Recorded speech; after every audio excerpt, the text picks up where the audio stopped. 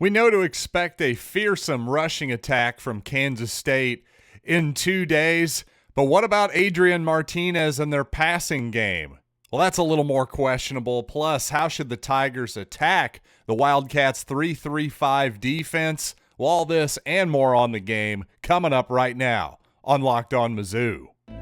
You are Locked On Mizzou, your daily podcast on the Missouri Tigers. Part of the Locked On Podcast Network. Your team every day.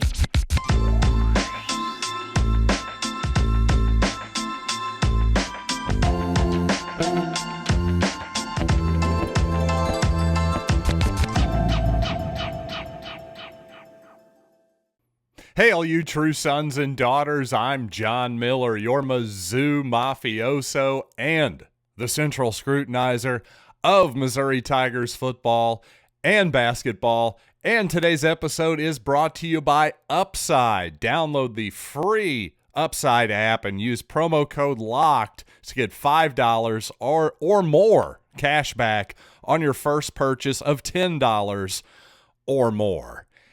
And yes, we're finally just about here, Missouri and Kansas State. In a weird way, this feels like the true opener because I've been nervous about this game all week. Certainly, I tried to downplay the stakes on yesterday's show just a tiny bit in that, hey, if Missouri loses this game, well, that was kind of what I expected. But at the same time, the prospect of a victory has me salivating just a little bit. And I have to say, I've been talking too much about feeling old on this program occasionally. It's probably because the 40th birthday is looming here for me. Well, part of that is just some of these guys who don't seem like it was that long ago, for instance, that Colin Klein, the former Kansas State quarterback, seems like just yesterday he was playing quarterback for the Wildcats, but in fact, he is now Kansas State's offensive coordinator. That would be like if Blaine Gabbert, in fact, it would be exactly like Blaine Gabbert. They're essentially the same age. If he were Missouri's offensive coordinator right now, that'd be kind of weird, right? But instead, no, Daddy is still spinning it as a backup quarterback for the Tampa Bay Buccaneers. But you know what? Chris Kleiman, and I get Colin Klein and Chris Kleiman confused on occasion. You'll have to forgive me. But no, Chris Kleiman, of course, the head coach of the Wildcats, also their special teams coordinator, which I thought was a very Gary Pinkel adjacent maneuver for this somewhat Gary Pinkel-like program that does a nice job of finding diamonds in the rough, and in particular, of finding guys that fit their program and the type of things that they're trying to do. And here's the thing. Here's what they are trying to do. Obviously, Kansas State offensively is going to first and foremost run the football. And primarily with Deuce Vaughn, who last season had 1,400 yards on the ground and over 430 yards through the air. A lot of screen passes for sure. And at 5'6", 170 pounds, don't let his size fool you. He's a tough son of a gun and a heck of a runner, a guy who primarily Kansas State, when he's in the game, is going to run out of the shotgun with just that single back in Deuce Vaughn, and that will be their primary offense. But occasionally they're going to change it up. They're going to bring in number 31, J.D. Giddens. And when he's in, Kansas State suddenly is going to start getting under center more with two tight ends and the occasional fullback, that kind of deal. And there's a good reason for that. He's a much bigger back at 6'1", 212 pounds, and is a nice complement, obviously, to the shifty Vaughn, who's, again, 5'6", 170. In terms of physicality at the running back position, you're not going to get a much bigger contrast than that. So anytime Vaughn is tired, needs a break, well, Giddens is going to be fresh as heck and a really physical runner that Missouri's defense is going to have to contend with. So obviously that Missouri defense, to me, is going to look a heck of a lot like it did last week. You're going to see Jalen Carlisle in the middle of the field at free safety, off the line of scrimmage, probably 15 yards or so. But other than that, I think just about everybody else is you're either going to be a cornerback or you're going to be in the box. Whether you're in that star position, a lineman, a linebacker, I think Missouri's going to have a lot of defenders in the box. And last season, you might remember, actually when Missouri played against some run-heavy teams last season and passing-limited teams in South Carolina and Florida toward the second half of the season. Well, they did well, went 2-0 in those games, although obviously not so much against Boston College, who was going with their backup quarterback. Their passing game was limited, but they dominated the run game in such a fashion. Didn't ultimately matter as the Eagles got the victory in that game. So the question is, will Kansas State be able to, let's say if Missouri's really aggressive, as I expect them to be against the run game defensively, will Adrian Martinez be able to make them pay? After watching at least all of Adrian Martinez's snaps, once they put in the backup quarterback, I have to admit I checked out. But I watched the entire game up until the third quarter or so, and I just wasn't very impressed with Adrian Martinez because even though while he was at Nebraska, for his 4 years at Nebraska, by the way, this is Martinez taking advantage of his free COVID season, well, he was under constant pressure for every single one of those seasons. But in this game against South Dakota, as you might expect, with a solid offensive line, Adrian Martinez had absolutely all day to throw. Tons of time. And yet, just the results weren't that impressive. Sure, sometimes he'd find wide open receivers, but if he was forced to come off his first read, even with all day, just not all that impressive. And in fact, one time, I think this is something Missouri should definitely look for. I thought I would describe this corner blitz on 4th and 10 by South Dakota as maybe the world's slowest I've ever seen. The announcers were saying it was well-timed, but man, it took a good 3 seconds to get there. Adrian Martinez doesn't see it. He's absolutely killed from behind, and the fumble is forced. Most of all, I just thought Martinez looked somewhat indecisive despite having all that time, and just the passing game really struggled. So if Missouri is at least able to hang in there on the ground, they don't have to dominate the line of scrimmage, but they just can't get dominated themselves. If they can hold Deuce Vaughn to around 100 yards or something, the team to 150 or less, the Tigers have a pretty doggone good chance because I don't see the Wildcats throwing for more than 150 or 200 yards either. But having said that, the Wildcats do have a real weapon other than Deuce Vaughn that Missouri absolutely has to be worried about, has to be knowing where he is at all times, especially on the jet sweep type play.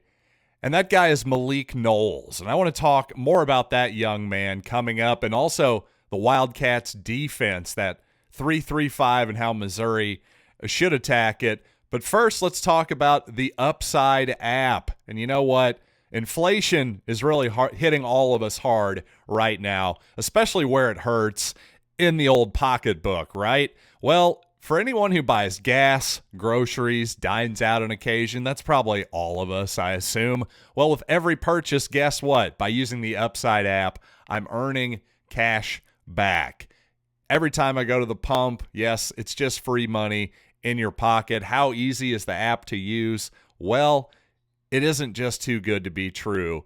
I've used it. It works. It's a no-brainer. And what do I plan to do with all the cash I'm getting back? Well, maybe sign up for Paramount Plus and get a little more soccer in my life. How about that? So to get started, download the free Upside app, use the promo code LOCKEDON, and get $5 or more cash back on your first purchase of $10 or more. Once again, use promo code LOCKED for $5 or more cash back on your first purchase of $10 or more with the Upside app. I mentioned earlier that Adrian Martinez, the Wildcats quarterback, former Nebraska quarterback for his first 4 years, is in his 5th season. Well, so is Malik Knowles, another 5th-year player for the Wildcats. In fact, Malik, a former All-American kick returner. Well, first snap of the game for Kansas State in week 1. Malik takes it to the house, 75 yards on a jet sweep with Deuce Vaughn as his lead blocker. So obviously you got to watch out for that guy in the explosive plays department too. Although in his first 4 years offensively hasn't seen a ton of volume. Last year were career highs in both receptions and yards 29 receptions for 441 yards. Also, 105 yards on the ground on just 15 carries last year. A lot of those jet sweep type actions, I'm sure. So that's something Missouri's going to have to contend with. And it just seems early in the year, it seems like the Wildcats are going to make a concerted effort to get Malik Knowles the ball just a little bit more. They definitely manufactured him touches early there in the ball game. So again, number 4 for the Wildcats, Malik Knowles. Keep your eyes on him, along with Deuce Knowles and J.R. Did I say it's not J.R. Giddens? That's the former Kansas player. Excuse me. Let me correct that real quick. DJ Giddens. There we go. You see why I messed that up. Darn Kansas people in there. Initials plus Giddens names. But anyway, we're back on track here. Let's move to the defensive side of the ball really quickly, actually, because here's where Missouri has to make some hay. They've got to be able to score some points on this Wildcat defense, and here's the real concern. Against this 3-3-5 defense, well, Kansas State, at least against South Dakota, and I suspect you'll see this look a lot against Missouri as well. The Wildcats were very content to rush 3 and drop 8 into a zone coverage. Against an empty formation, by the way, King Felix, the first-round talent at defensive end, and Duque Ozama, I believe is his last name. I'm just going to guess on that pronunciation. I'll just be completely honest with you. But the guy gets home quite easily, gets a sack just from rushing 3. So if that's something that, if they're able to get home, if I were Kansas State, line up Felix against Zeke Powell and see what happens. Now, obviously, if you're Missouri, I think you got to double team him. If that's what's happening, if they're just rushing 3 and getting pressure, you got to double team that guy almost no matter where he is, no matter which side of the line he's on. But at the same time, these linebackers, if they're going to just line up off the ball, 2 linebackers, basically 3 defensive linemen, they're almost compelled. If you're going to run the football, they're compelled to play that action really hard because guess what? There are huge gaps in that defensive line.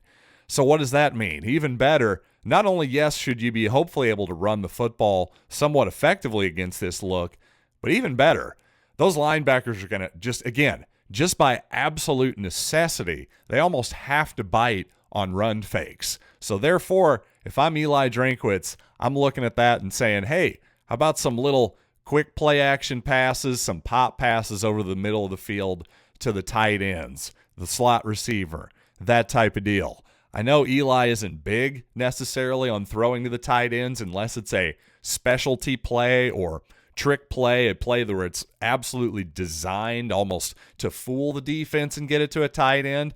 Well, this is one of those moments to me.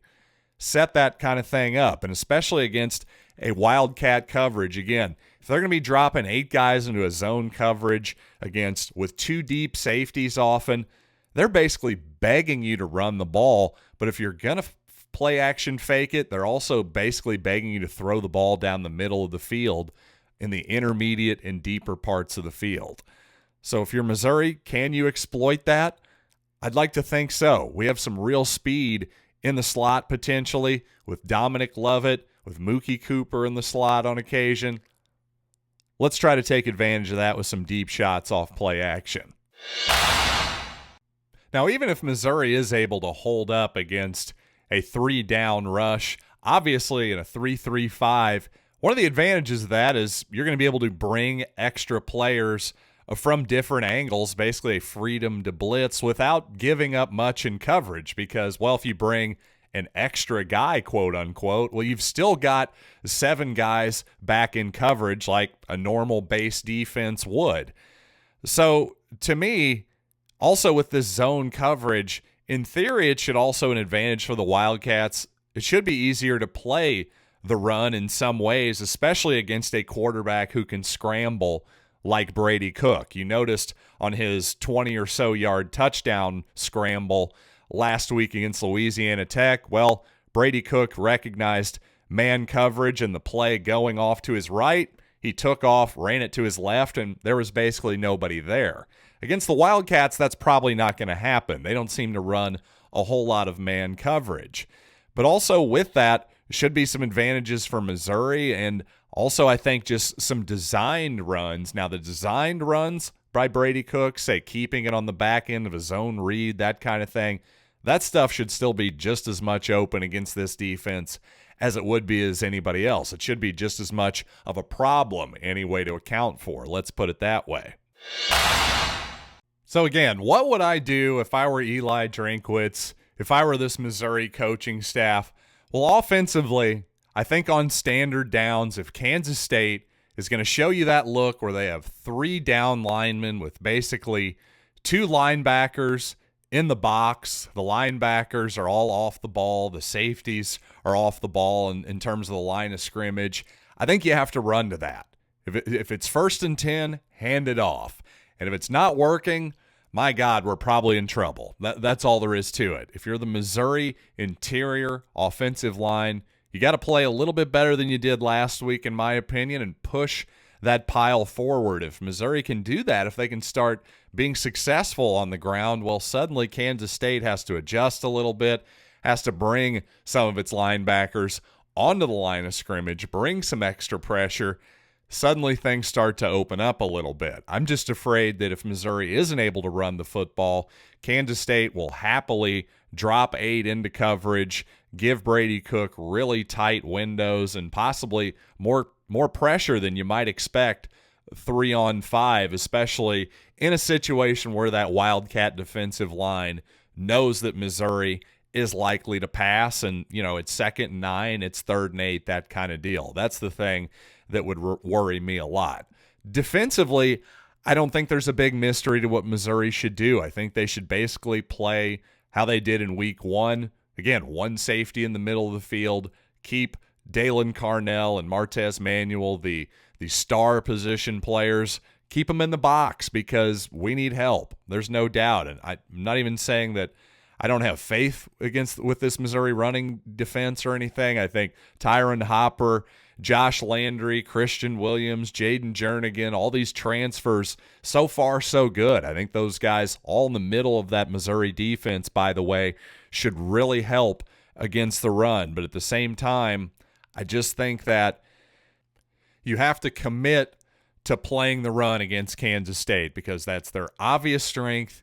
Adrian Martinez still has not convinced me that he's a quarterback that I need to be afraid of. So if you're Missouri, take your chances defensively. I'm not even saying blitz over and over again. I'm just saying dare them in sort of the same way the way pre-snap the Wildcats are going to be kind of daring you to run the football a lot on 1st and 10. Well, if you're Missouri and it's 1st and 10, dare Kansas State to throw the football just by alignment alone. That would be my advice. It really would be. And once again, this is something I said yesterday. I think Brady Cook's going to probably have to run the ball at least 10 times on Saturday for the Tigers to win. I just think they need that element, that extra element to open up the run game and just to keep the defense off of balance. So, not ready to pick the game official yet. We'll do that on tomorrow's program, so we'll see you then. But until then, thanks for making Locked On Mizzou your first listen every day. Now make your second listen the ultimate Pro Football Preview 2022, an 8-episode extravaganza to get you ready for the NFL. Local team experts of Locked On, plus the betting angles, all combining into one ultimate preview. Search for the Ultimate Pro Football Preview 2022 on your Odyssey app, YouTube, or wherever you get podcasts. So until tomorrow, I'm John Miller, and this has been Locked On Mizzou.